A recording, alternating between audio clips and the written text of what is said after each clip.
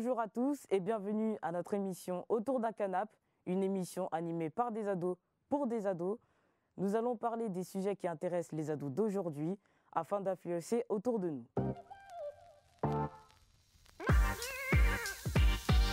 Bonjour à tous, bienvenue à l'émission Autour d'un canapé, une émission animée par des ados pour des ados. Je suis Zachary. Aujourd'hui, nous allons parler de l'estime de soi. Mais avant de vous présenter mes invités et d'aller dans le vif du sujet, je vous laisse avec cette vidéo. À tout de suite.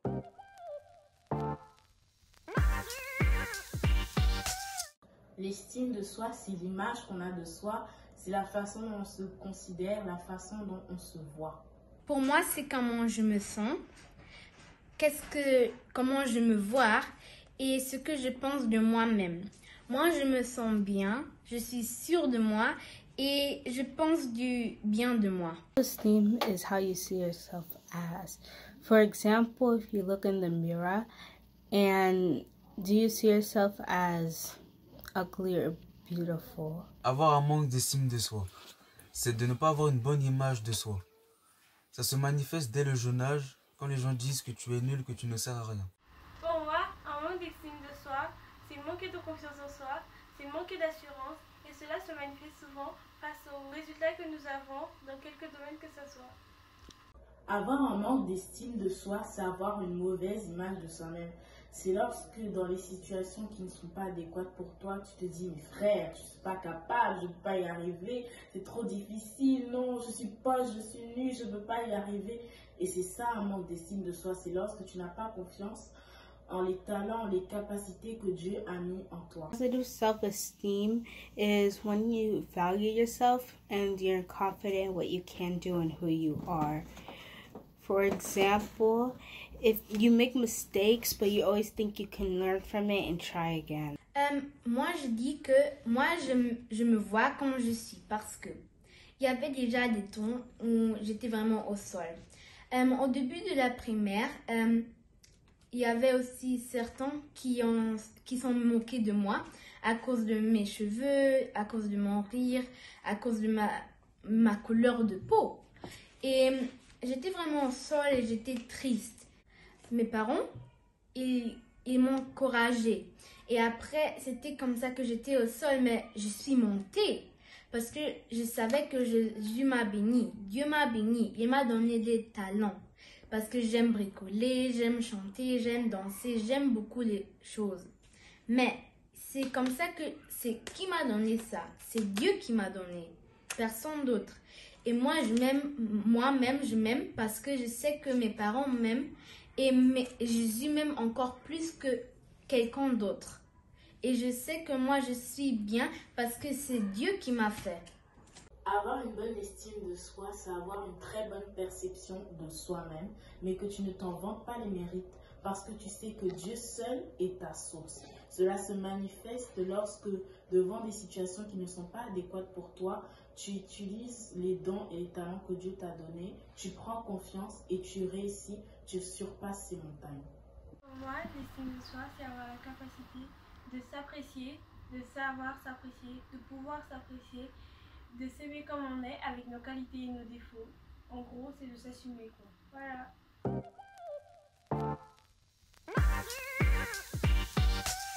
Vous l'avez entendu tout à l'heure, la définition de l'estime de soi. Maintenant, on va en parler avec mes invités. Tu peux te présenter, s'il te plaît? Salut, je m'appelle Jean-Marc. Salut, je m'appelle Chaimis. Salut, je m'appelle Jessica. Salut, je m'appelle Bérénice. Voilà, maintenant, je vais donner la parole à Chaimis. Chaimis, tu veux nous apporter la différence entre l'estime de soi et la confiance en soi, s'il te plaît? Oui, effectivement, il y a une différence entre l'estime de soi et la confiance en soi.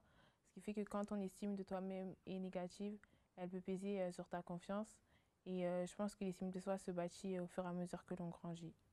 D'accord, merci pour ton explication. Je vais maintenant donner la parole à Jean-Marc qui a un témoignage à nous apporter. Ok, merci Zach. Alors moi j'étais toujours quelqu'un qui avait toujours confiance en moi, qui était toujours sûr de ses capacités, qui avait toujours une bonne estime de moi et surtout qui était sûr de soi-même et qui savait que j'allais toujours réussir jusqu'à ce qu'il y ait eu le premier confinement, la crise du Covid.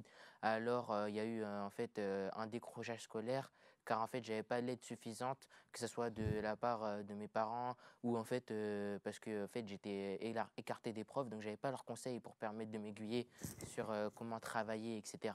Ce qui a fait que en fait, j'ai joué tout simplement à la play avec des amis, j'ai pas forcément travaillé. En fait, j'ai rien fait de mon premier confinement, ce qui a fait qu'à à la fin du premier confinement, tout simplement, en fait, j'ai eu l'arrivée du bulletin de classe et aussi on m'a annoncé mon redoublement, ce qui a été une grosse perte de confiance pour moi, car en fait, il m'avait jamais eu ce pressentiment en fait d'avoir raté plutôt en fait quelque chose dans ma vie. Même si en fait c'est quelque chose qui peut arriver, mais ça m'était jamais arrivé et même à personne dans ma famille. Donc ce qui a fait que je me suis senti un peu quelqu'un de assez seul et écarté des gens. Du coup, j'ai perdu la confiance en moi, la confiance de mes parents, car en fait, je leur ai beaucoup menti en disant que en fait, j'allais réussir, que je travaillais. Mais en fait, c'était toujours le contraire. Et en fait, ce qui m'a fait perdre confiance en moi et ça a été dur de remonter la pente. D'accord. Donc si on comprend bien, ta confiance en soi a pris un coup à cause de ton redoublement et des moqueries de tes camarades. Et quand tu dis que c'est dur à remonter la pente, tu peux nous expliquer comment, en gros quoi? C'est dur de remonter la pente parce que comme je l'ai dit, j'ai redoublé. C'est-à-dire que c'est un peu un cas même si ça arrive, c'est pas un cas qui arrive tout le temps car le redoublement c'est très peu que ça arrive le redoublement en France aujourd'hui. Car en fait, il y a beaucoup de gens qui redoublent, ils les font passer. Mais là, c'était vraiment que je travaillais pas. Donc en fait, il y a eu les préjugés des amis, les préjugés des mêmes personnes plus petites que moi, car je me suis retrouvé avec des personnes plus petites que moi en arrivant au collège, car en fait, les gens pensaient que j'étais mauvais, parce que ici, quand tu redoubles, en fait, tu travailles, on pense que tu travailles pas, que tu es mauvais, etc. Donc, ce qui a fait que j'étais tout simplement, en fait, pas sûr de mes capacités. J'allais, en fait, en cours au début d'année en me disant, ah, mais pourquoi j'y vais? Parce qu'en fait, dans tous les cas, voilà, les gens pensent ça, même si je leur prouve le contraire, ils vont toujours avoir cette image négative de moi.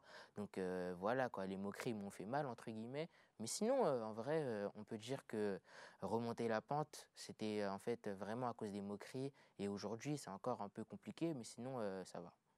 D'accord, ouais, c'est vrai que ça n'a pas dû être facile de remonter cette pente. Maintenant, je vais donner la parole à Shaimis qui va nous apporter son témoignage. Moi, je suis née poilue et les gens, ils ont commencé à se moquer de moi à partir de la primaire. D'accord, et c'était quel type de moquerie? Des moqueries du type comparaison, genre on pouvait me comparer à un animal et tout. Et du coup, comment tu as fait pour garder le moral, ne pas être abattu par ces moqueries? Mes parents m'ont aidé à garder le moral dans le sens où même si les gens ils venaient me critiquer, etc., ils étaient toujours là pour me dire que voilà, j'étais belle et que j'étais une magnifique créature et que voilà, j'étais belle en gros. D'accord. Merci pour ton témoignage. Quelqu'un veut ajouter quelque chose? Oui, alors moi j'aimerais juste ajouter qu'il faut juste se dire que, enfin, aux yeux de nos parents, on est unique, on est beau, et même aux yeux de Dieu, qui dit d'ailleurs qu'on est des dieux, même dans sa parole, dans Psaume 82, verset 9, qui dit vous êtes des dieux, vous êtes tous des fils du Très-Haut, et en gros, en gros de se dire, en fait, les compliments de nos parents et de Dieu, en fait, ont du poids dans notre vie, et voilà quoi. D'accord, merci. Quelqu'un d'autre veut ajouter quelque chose? Oui, moi. C'est vrai que la plupart des critiques commencent dès qu'on est petit. Donc ça sera des critiques sur ton physique ou autre.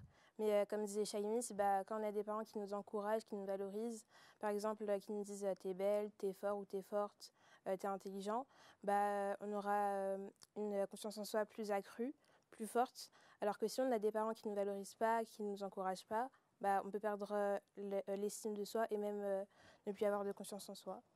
Merci beaucoup. Je laisse encore la parole à Bérénice.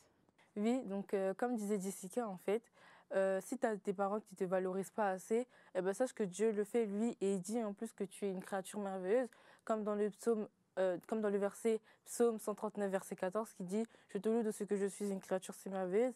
Et en fait, c'est ça, en fait. Si tu as des parents qui ne te valorisent pas assez, sache que Dieu, lui, il le fait et c'est sincère.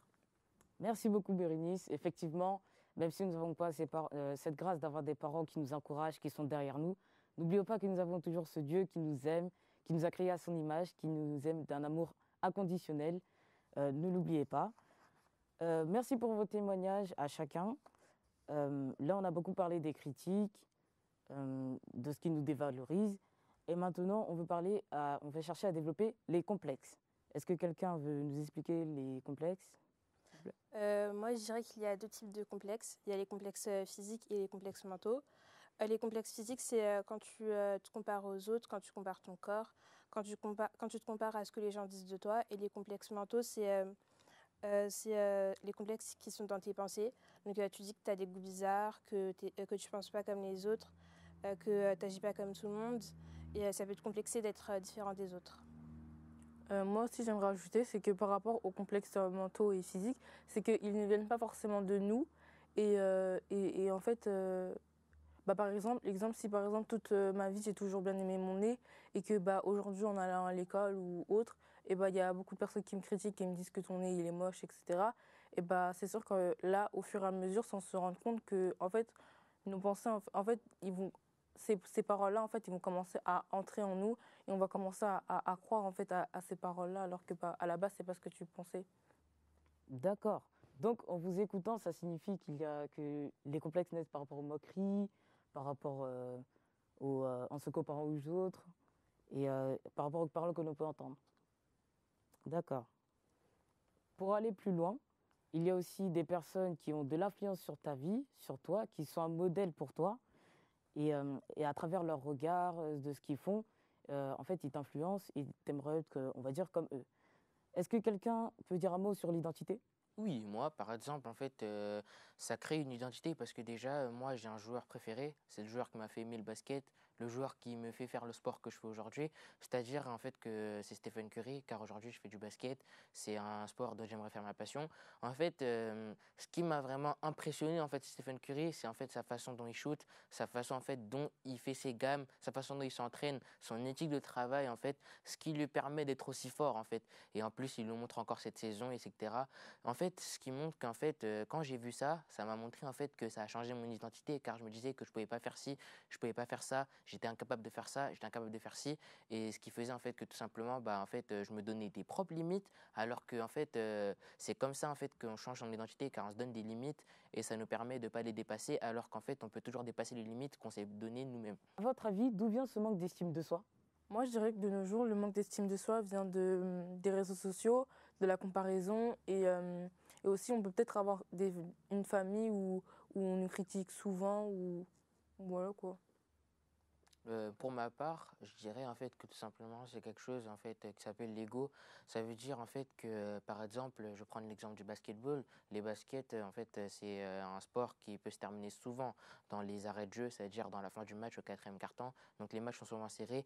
Quand un joueur a le tir de la gagne en fait et qui rate le tir, il y a toujours cet ego qui va dire finalement tu sais c'est pas grave, t'as réussi. Au lieu en fait de se remettre en question et de voir où il peut s'améliorer, mais l'ego te dit non finalement c'est qu'une erreur, tu peux toujours réussir. Et ça qui maintient ton estime de soi. Et ça, en fait, qui te dit toujours que, en fait, non, c'est bien, tout ça. Et en fait, après, quand cet ego est touché, ça veut dire que tout simplement, en fait, on appuie là où ça fait mal et qu'en fait, l'ego n'est plus là pour te protéger, n'est plus là pour te dire que tu as raison, en fait. Et c'est là, en fait, où, en fait, il y a un souci, car, en fait, tu perds ton estime de soi, tu perds ta confiance et tu n'arrives plus, en fait, à te dire, tu n'arrives plus à te motiver et c'est là, en fait, où le problème survient. D'accord, merci. Et du coup, comment on fait pour augmenter notre estime de soi? Comment on guérit si on a été blessé de l'estime de soi? En fait, je dirais tout simplement que pour être guéri, déjà, il faut avoir l'aide de ses parents, l'aide de sa famille et surtout, en fait, faut surtout lire dans la Bible. Il y a des choses, en fait, que par exemple, moi, je vois, il y a telle situation, je vais par exemple voir dans les proverbes où, en fait, quelle situation me dit ça, par exemple, un menteur, etc., qui me permet de voir là où j'ai tort et là où je peux m'améliorer pour me dire, ah, finalement, j'aurais dû faire comme ça, ah, finalement, j'aurais dû faire comme ci. C'est là, en fait, où tu te dis que tu peux faire et que tu peux changer, en fait, ce que tu n'as pas et ce que tu ne réussis pas. Moi, je pense que de nos jours, pour guérir d'un manque de confiance en soi, c'est de connaître déjà son identité en Christ, de savoir ce que Dieu dit de nous et qui nous sommes. C'est aussi de lire la parole de Dieu, de méditer sa parole, d'écouter la bonne nouvelle qui répond autour de nous et en fait d'avoir aussi une bonne estime de soi-même. Après, moi, je pense que les parents, ils sont aussi un canal de guérison parce que depuis qu'on est né, depuis qu'on est bébé, ils nous disent tout le temps des compliments, des encouragements, par exemple, t'es belle, tu vas y arriver, t'es intelligente, etc. Et à force d'écouter ces phrases, ces phrases, elles vont parler intérieurement et elles vont combattre les critiques extérieures. Du coup, on aura plus de facilité de combattre les critiques. Le fait que nos parents nous encouragent, nous complimentent et le fait qu'ils nous aiment fait qu'en fait, on se sent invincible. Oui, parce que les parents font toujours office de protecteur. En fait, ils permettent toujours de pouvoir nous relever, car c'est leur rôle après tout. Et en fait, ils nous poussent toujours, en fait. C'est ça, en fait, l'objectif d'un parent. Ils sont là toujours pour nous pousser, ils sont là toujours pour nous permettre d'avancer. Et c'est ça qu'en fait, que je dis qu'ils font office de protecteur. Merci à tous pour chacune de vos interventions qui a été une solution pour quelqu'un. Pour conclure, je dirais que Dieu est notre Père dans le ciel. Il veut le meilleur pour nous. Donc, si tu es abattu, que tu n'as pas ces parents qui t'encouragent, qui sont toujours derrière toi, n'oublie pas que tu as ce Dieu qui t'aime, qui veut toujours le meilleur pour toi, qui te trouve une créature magnifique et merveilleuse. Ne fais pas attention à ce que les autres disent. Écoute simplement ce que Dieu te dit et il te réparera tes blessures.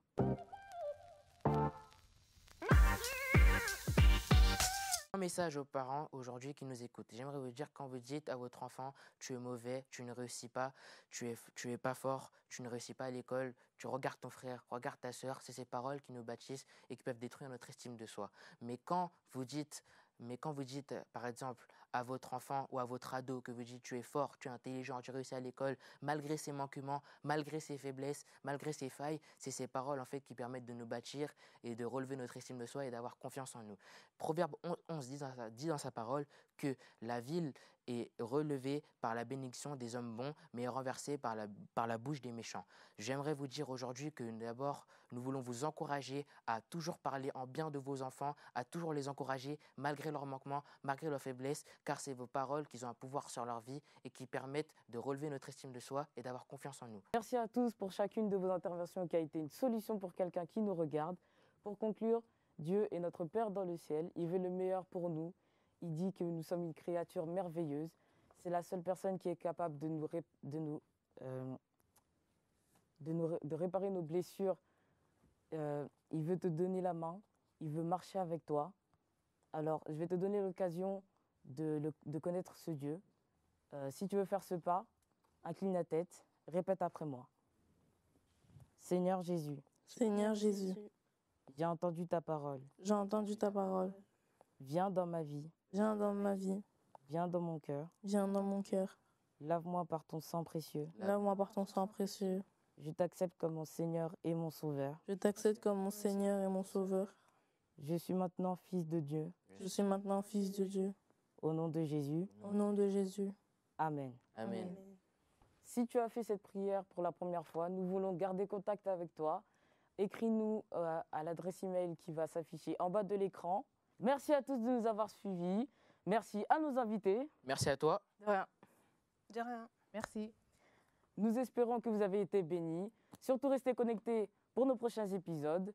On se retrouve à la prochaine. Et surtout, n'hésitez pas à Likez, Commentez. Partagez. Et surtout, abonnez-vous. Ciao. Salut. Peace.